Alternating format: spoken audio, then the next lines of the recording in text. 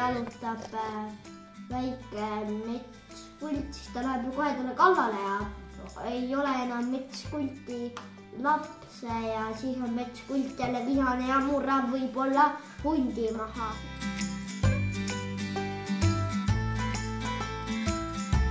Näiteks kui sul on metsas näiteks midagi on juhtunud, siis sa tuleb kännu peale näiteks istuda.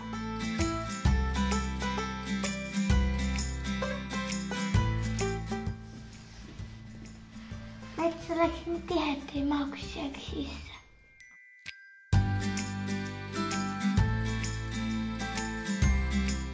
Metssiga. Sild. Jagu. Teise sõnaga. Jänes. Karu. Liigutab puid. Kaevad.